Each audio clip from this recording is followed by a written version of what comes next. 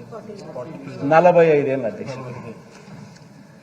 చంద్రబాబు మొదటిసారి సీఎం అయ్యి ఎన్నేళ్ళు అయింది అధ్యక్ష? దాదాపు 30 సంవత్సరాలు అధ్యక్ష. మరి ఇన్నేళ్ల తర్వాత కూడా అధ్యక్ష, ఇన్ని సంవత్సరాల తర్వాత కూడా 3 సార్లు సీఎం అయిన తర్వాత కూడా అధ్యక్ష, 3 సార్లు సీఎం అయిన తర్వాత కూడా అధ్యక్ష, ఇంకా ఇప్పటికి కూడా ఇంకా ఇది చేశా కాబట్టి నాకు ఓటేయండి అని ఆయన నోట్లో నుంచి రావడం లేదు అధ్యక్ష. ఇప్పుడు కూడా ఏమంటున్నాడు అధ్యక్ష, నాకు మరోసారి ఛాన్స్ ఇస్తే నేను అది చేస్తా ఇది చేస్తా అని చెప్తున్నాడు అధ్యక్ష. ఈ రోజుకి కూడా అధ్యక్ష, ప్రతి పేద కుటుంబం అధ్యక్ష, ప్రతి సమావేశంలో ప్రతి ఒక్కరూ కూడా ఈ విషయంగా ఆలోచన చేయాలి, ఈ విషయంగా చర్చ జరగాలి అధ్యక్ష. ఇన్నేళ్ల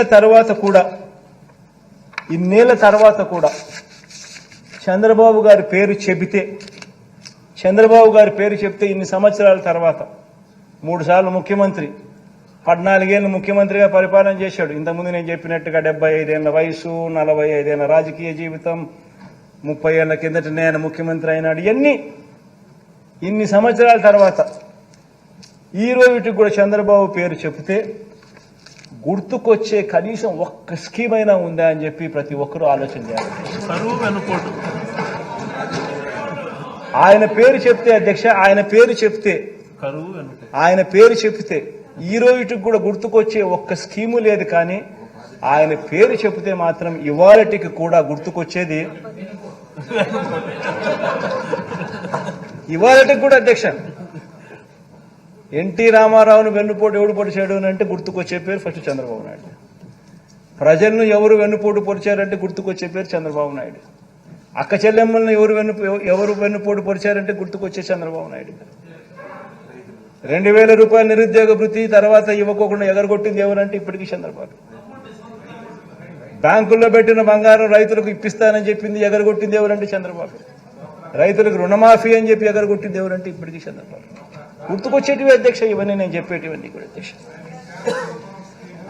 అధ్యక్ష. బాబు పేరు చెప్తే అధ్యక్ష గుర్తుకొచ్చే స్కీమ్ ఒకటంటే ఒకటైనా ఉందా అని అడుగుతా ఉంది. ప్రతి కుటుంబంలోనూ ఈ చర్చ జరగాలి అధ్యక్ష. బాబు చంద్రబాబు అధ్యక్ష మీ సామాజిక వర్గాలకు చేసిన మేలు ఏమన్నా ఉందా అని కూడా ప్రతి సామాజిక వర్గంలో కూడా చర్చ జరగాలి అధ్యక్ష. ఎందుకంటే ప్రతి సామాజిక వర్గాన్ని మోసం చేశాడు. అసలు ఆయన మేనిఫెస్టో వచ్చింది అని అంటే అధ్యక్ష ఇంతలా బుక్ వస్తుంది. ఆ బుక్లో ఒక్కొక్క పేజీలో ఒక్కొక్క సామాజిక వర్గానికి ఇన్ని హామీలను పెడతాడు. ఎన్నికలు అయిపోయిన తర్వాత ఆ బుక్, ఆ మేనిఫెస్టో ఎక్కడికి పోతుందంటే చెత్తబుట్టలోకి వెళ్ళిపోతుంది. ఆ మేనిఫెస్టో ఎక్కడుందని చెప్పి నెట్లో ఎతికినా కూడా ఎక్కడ కనిపించదు. కనీసం నెట్లో కూడా దాన్ని కనపడకుండా చేసేస్తారు. ఏ సామాజిక వర్గానికి కూడా తను చేసి